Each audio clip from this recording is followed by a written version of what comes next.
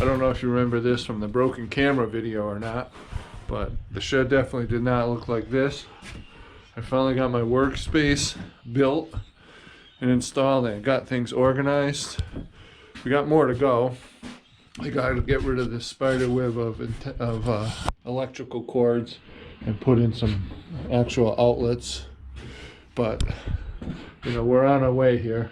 And I want to get a full-size tool cabinet, put that there, and move all the tools into that, and then I can use this as an organizer over here or something, but we're there. The major step is done, getting that in, the space to work, and I'm gonna get a vise. We'll have a real workshop here. I don't have to go to JR's anymore. Anyways, really what I want to talk about is the Spring Refresh I did on 21 here. That's its name because it's a 21. I know, real inventive. I just want to talk about all the details, what I did to it, and show you around the bike and what it's going to be like for spring. It wasn't a cosmetic update. I don't believe in doing that because, you know, it's a dirt bike and it does dirt bike things, and it just isn't worth the money or the time to make it look pretty. So it looks kind of like rough, like dirt bike should be. Oh shit. I just noticed I got a bent radiator guard. Well, guess what I'm doing after this video? Unbending that. All right, onward and upward. Let's start with the front. So up front, I have an IRC VE35F Enduro tire. I love it. On a Moose, on a Nitro Moose Platinum. I did have a heavy duty tube in there with the Tusk rim lock, but it slipped on the first ride, so I said, screw it, I'm going back to the Moose. Last night I did some spoke maintenance, so those are all torqued. On the forks here I have full wraparound guards from Nice CNC. I put a Tusk polymer skid plate on in place of the Enduro Engineering aluminum skid plate. That thing was getting a little sticky. I like the way the polymers slide, and it's a little quieter actually.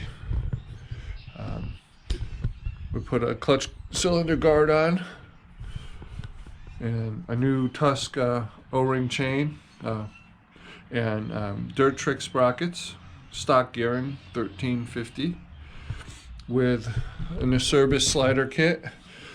New slider, a new guard, new sliders, upper and lower, and a new Bulletproof Designs tab guard. And nice CNC offset foot pegs. They're pretty good. They got good grip on them. They don't evacuate dirt, mud, and especially ice very well. But other than that, they're good. I love the feel of the offset foot pegs, man. The bike is very responsive to pressure, more so than with the stock pegs, is what I feel. And traction is great. I don't feel any nervousness in the front end like a lot of people report. And I also put in lock nut pins rather than cotter pins. Going back. Oh, we also have the Acerbis frame guards. Getting windy out there. And an IRC VE33 on a tubeless. Well, I had the tubeless in there, as you know. Spoke service last night too on the rear here, so they're all torqued. Okay, so I did do a little bling on the swing arm here. We have some decals.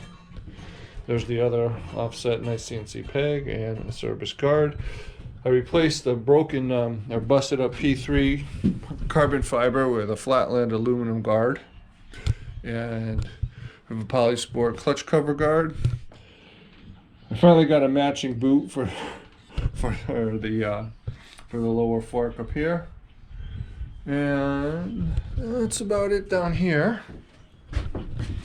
Up top, ODI grip bar ends, replaced my beat up ones. ODI lock-on roll grips, soft, my favorite. Love this thing, this billet combined kill and start switch from Nice CNC. Also replaced the neck and bars with Tush Chubb KTM bends. I really like these bars. I don't know if you saw this or not, but it's a trail mirror from Double Take. We do have to do a lot of road and transfer sections, so I like having that. I like to know what's behind me. It helps me see the guys too when they're back there.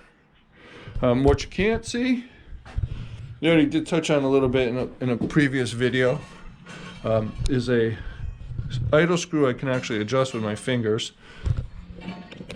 A guard for the shock hub, keep this off it. And it also is there's a Zerk fitting on it, so it can be greased. Wild, huh? It's a good thought. 10-ounce flywheel weight. I want to do a separate video about that. I'll talk about that when we're out on the trail. I think it's amazing. And then I had the whole fiasco with the Bendix.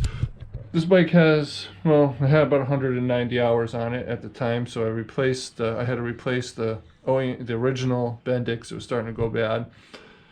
And I replaced it with the Tusk for cheap. And that Bendix was worse than the 190 hour OEM that was in there. And it squealed and didn't engage regularly and kept getting worse just after a few uses, so I ended up pulling that out and replacing it with an OEM, so that Bendix is fresh and good. And that's it. That's where we're at. Hit me up if you have any questions. Hopefully we got a lot of good riding in for this season. You know, just regular maintenance to do, fork service, oil changes, all that shit. But that's it. We're good to go heading into 25.